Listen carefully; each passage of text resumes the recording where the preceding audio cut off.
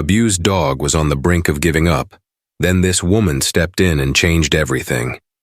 A cold drizzle fell on the empty streets of St. Louis, Missouri, as a stray dog limped through a labyrinth of back alleys. His fur, once soft and sleek, clung in dirty patches to protruding ribs. Down to his last shred of hope, he shrank against a graffiti-scarred wall, waiting for the harsh world to finish what neglect and cruelty had begun. Then, from the gloom, the sound of footsteps approached, a gentle voice cutting through the darkness. That moment would mark the fragile turning point for this broken dog, whose life was about to change forever through the compassion of one extraordinary woman. Bruno, though he didn't yet know that name, had lived in a constant state of fear for as long as he could remember. The earliest fragments of his memory came in flashes: a rough hand yanking him by the collar, a boot kicking his small frame, the acrid smell of alcohol and cigarette smoke that clung to every room he was forced to live in. For months, if not years, Bruno existed as little more than a tool, an accessory to someone else's anger. He bore the brunt of frustration, day after day. When he finally escaped that cycle of abuse, it wasn't by some grand design. One night his captor forgot to secure the latch on the dilapidated backyard fence. Bruno seized the chance, slithering through a gap in the rotted wood. He was half-starved and trembling with every step, but something primal told him it was now or never. In the dead of night, he fled onto the quiet streets, uncertain whether he was running toward a better life or simply a slower death. The early days of Bruno's freedom were not the triumphant flight many might imagine. Alone and injured, he scavenged discarded fast food wrappers from trash bins. His ribs ached from malnourishment, and old wounds dotted his legs.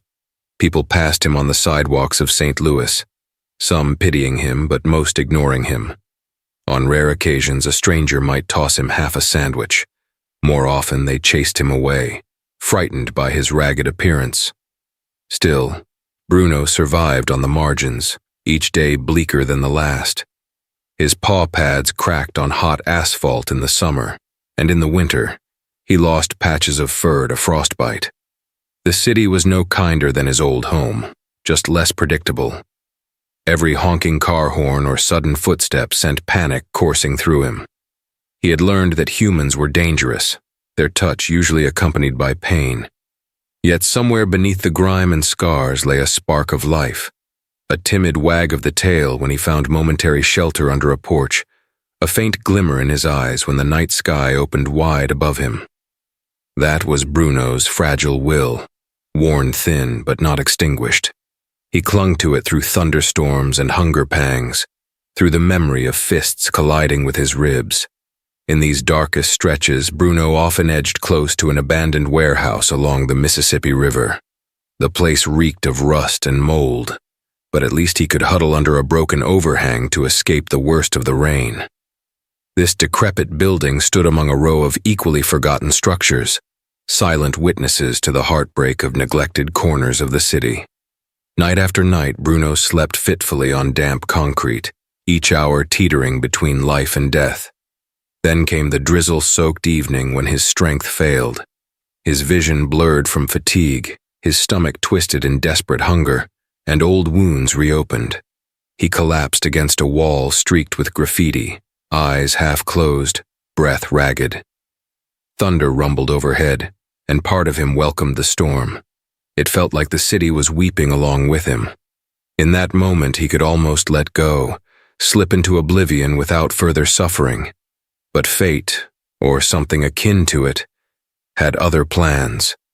Footsteps echoed off the wet pavement, drawing closer. A woman's voice, soft yet resolute, pierced Bruno's despair. Through the haze, he sensed the approach of a presence unlike any he'd known. She knelt beside him, murmuring words he couldn't understand, but that carried a warmth he'd never expected from a human. In that single, fragile instant, everything began to change. The woman's name was Carolyn Walters, a volunteer with Stray Rescue of St. Louis. She was in her late 20s, with hair that curled around her shoulders and eyes reflecting equal measures of compassion and determination. That evening, she had been driving back from a late shift at her day job as a nurse at Barnes Jewish Hospital. She often kept a bag of dog food, bottled water, and basic supplies in her car, in case she encountered stray animals on the streets. When Caroline spotted the gaunt shape of Bruno lying motionless against the warehouse wall, her heart lurched. She had seen many neglected dogs before, but something about his resigned posture, a silent acceptance of fate, nearly broke her. She knew that if she didn't intervene, he might not survive the night. Gently, she approached, speaking in hushed tones. "Hey there, buddy," she whispered, opening a can of dog food. "You're safe now, it's okay." The clang of the metal can startled Bruno. He attempted to stand, panic fueling his last shred of energy, but he stumbled. Caroline paused, letting him smell her from a distance, giving him space to decide whether to trust her. Sniffing the air, Bruno caught the pungent aroma of food. His hunger overrode his fear. His legs shook as he edged closer, eyes darting between Caroline's outstretched hand and her face. The taste of the food on his tongue was almost too overwhelming. Real nourishment, something his body had nearly forgotten. In that tentative meeting, Bruno wanted to trust her, yet every muscle in his body also screamed for him to flee. His mind was haunted by the ghosts of past beatings. Could this soft-spoken woman be a trap? Time seemed to slow as Caroline knelt there, letting him decide. She made no sudden moves, no harsh sounds. Eventually, Bruno's hunger won the internal battle. He inched forward, muzzle quivering. When he finally took the food from her palm, tears welled in Caroline's eyes. She knew this was the first step, an unsteady bridge they both stood on, and she was determined not to fail him. Careful not to startle him, Caroline wrapped her jacket around Bruno's trembling form, offering warmth against the relentless drizzle. His body stiffened at the contact, but he didn't fight back or try to bite. Instead, his gaze revealed a flicker of bewildered relief. No one had ever touched him so gently.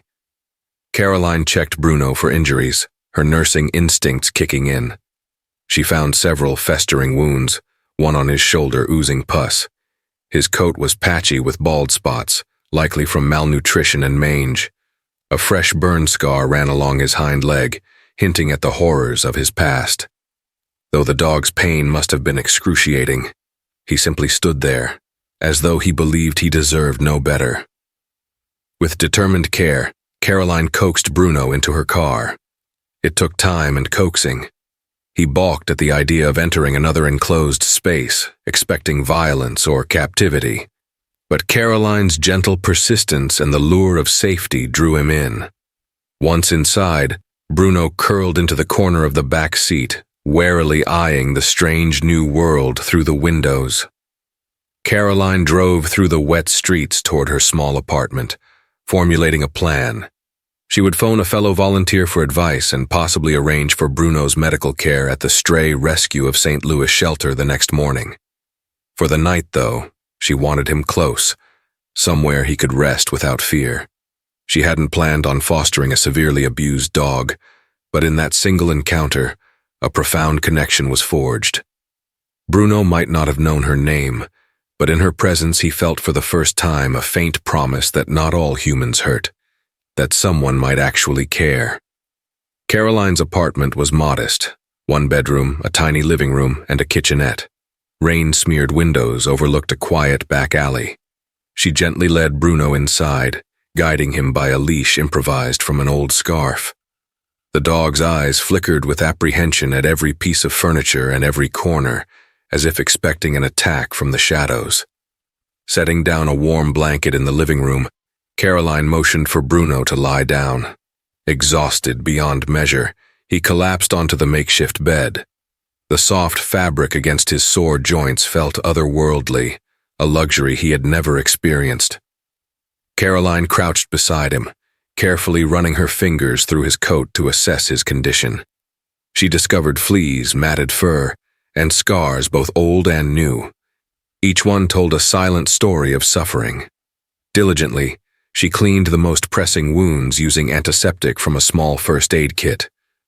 Bruno's body tensed under the sting, but he didn't lash out.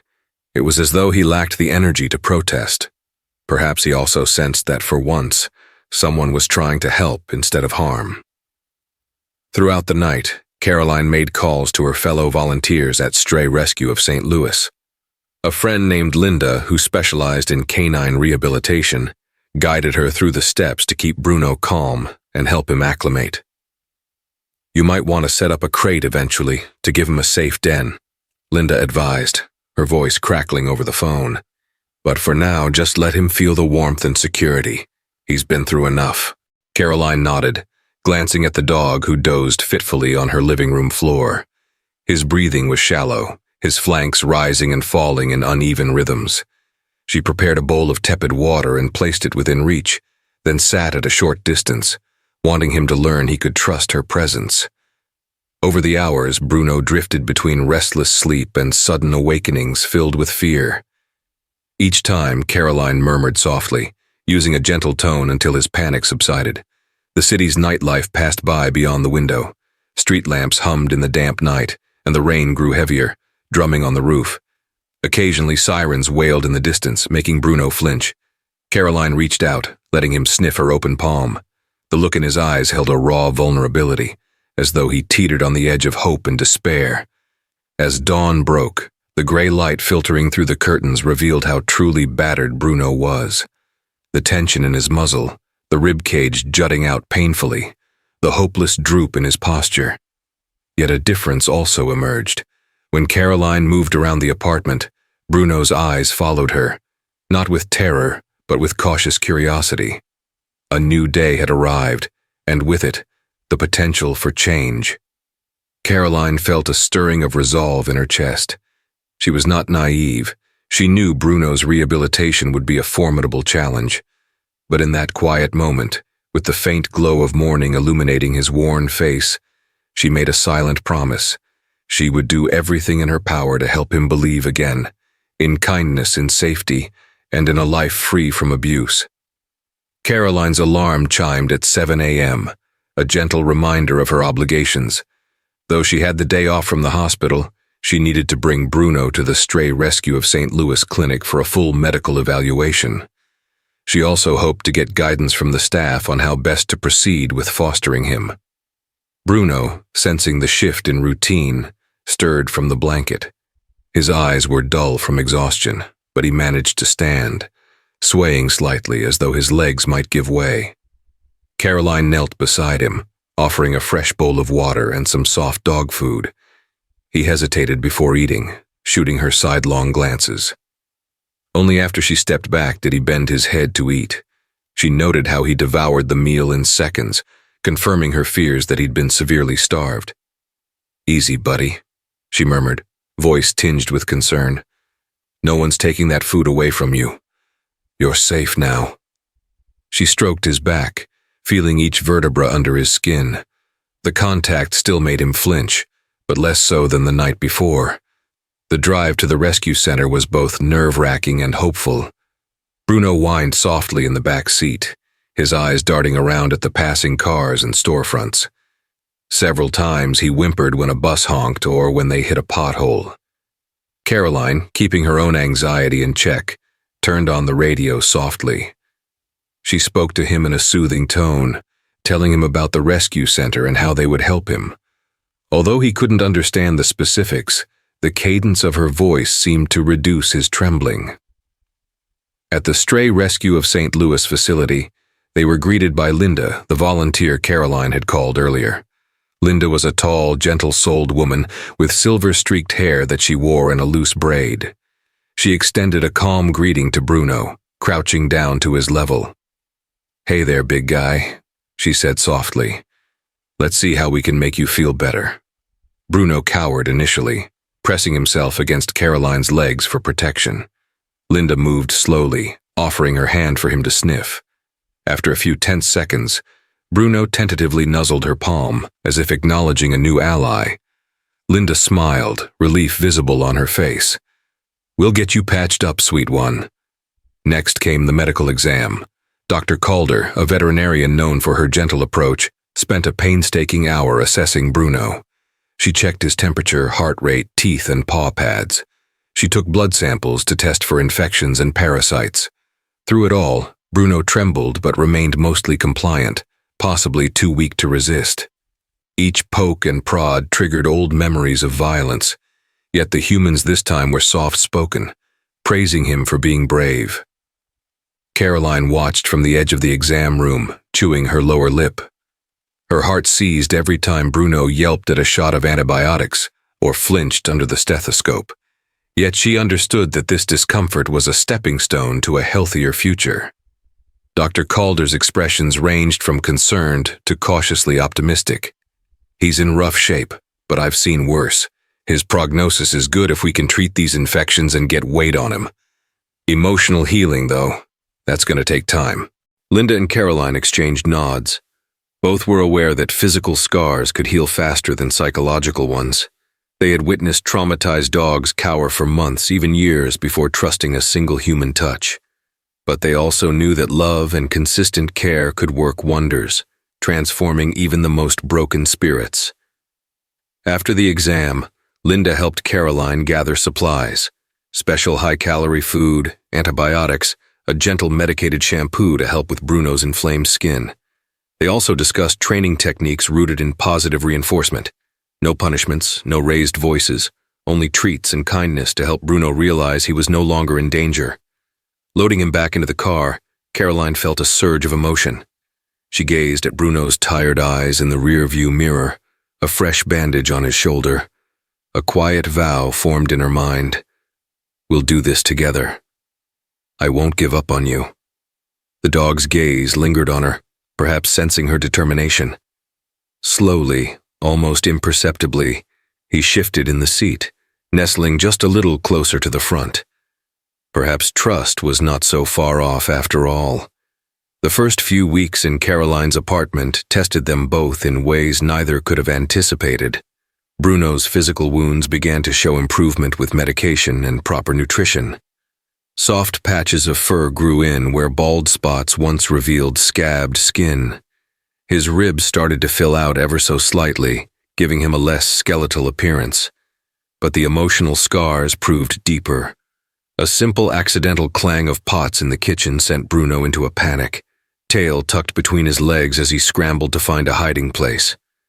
Caroline discovered him trembling under the dining table, eyes wide with terror. She knelt down, speaking gently, coaxing him out with treats, patiently reminding him that he was safe. Nighttime was even more challenging. Bruno would wake in the early hours, whining and pacing, his nails clicking on the wooden floor. Caroline, roused from sleep, would find him panting heavily, as though haunted by nightmares. She would sit beside him, offering quiet reassurance. Sometimes she'd play soft music on her phone, gentle piano melodies, to lull him back into a semblance of calm. Eventually, he'd lie down near her feet, exhausted but more at ease. One day, while Caroline was at work, Bruno faced a crisis of his own. She had left him in a secure crate for a few hours, recommended by Linda to give Bruno a sense of stability and to protect the apartment from any anxiety-driven destruction. However, in Caroline's absence, a thunderstorm rolled over St. Louis, and the booming thunderclaps echoed through the apartment. Trapped in the crate, Bruno panicked. He barked, howled, and tried to force the latch open. By the time Caroline returned, he had managed to gnaw at the crate door, injuring his gums. Her heart sank at the sight. Blood-stained drool spattered the crate floor, and Bruno cowered in the corner, each crack of thunder intensifying his frantic gaze. Caroline immediately opened the crate and knelt beside him. He pressed himself against her, trembling from both the storm and his own terror. Gently stroking his head, she whispered, "I'm sorry, Bruno.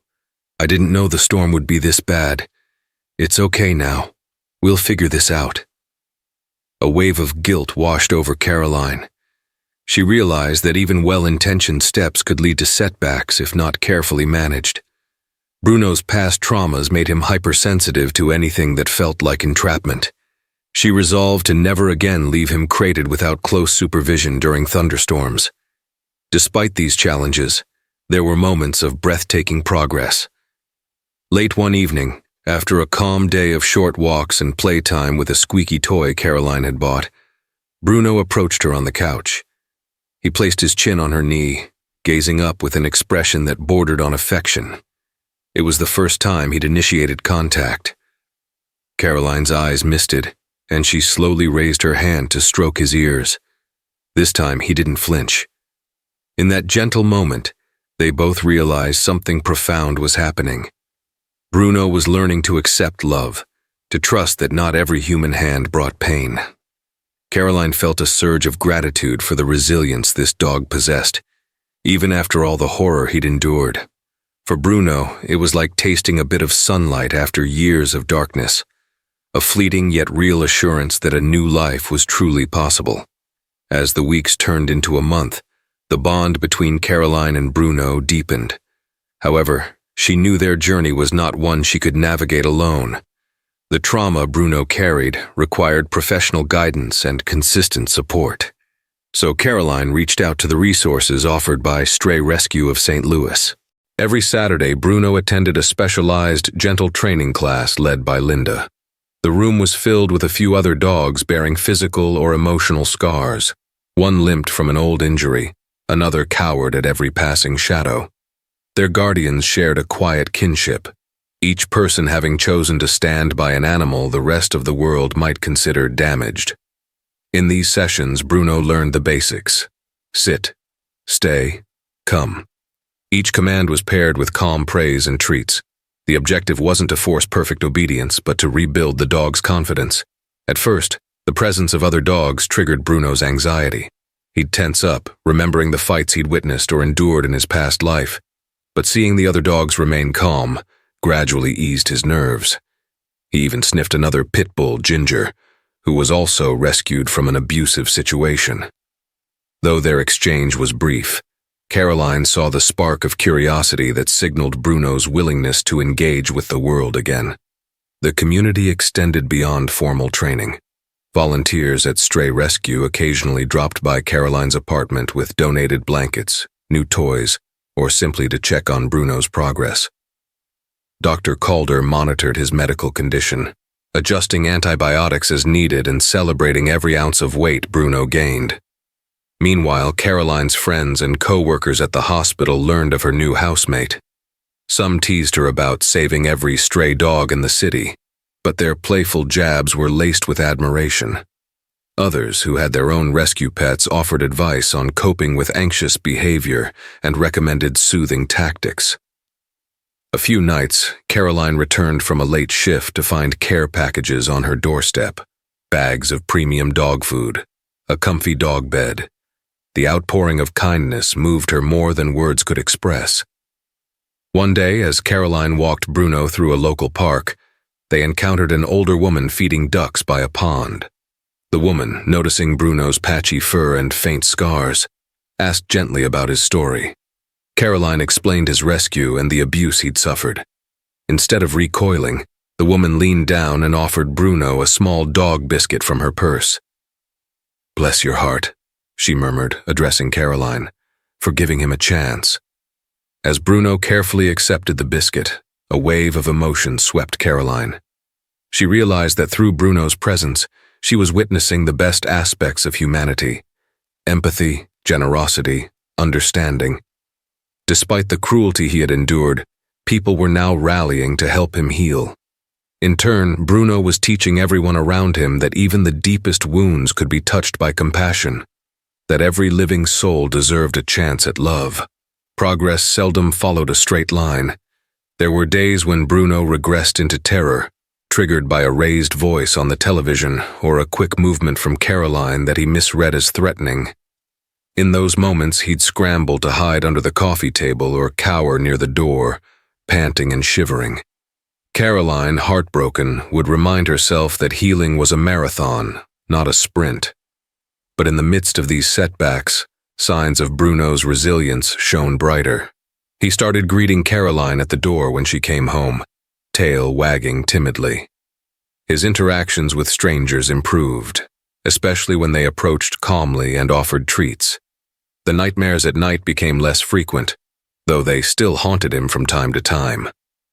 One mid-afternoon, Caroline decided to test Bruno's comfort level by taking him to a dog-friendly cafe just a few blocks away. She chose a time when it wasn't crowded, hoping the quiet atmosphere would help him adjust. Sliding into an outdoor seat, she placed a small bowl of water on the ground. Bruno, perched beside her, sniffed the air laden with aromas of coffee and pastries. He eyed passing people, ears alert but not panicked. Halfway through Caroline's latte, an older gentleman strolled past with a large, enthusiastic golden retriever. The retriever bounded over to sniff Bruno, tail wagging like a propeller.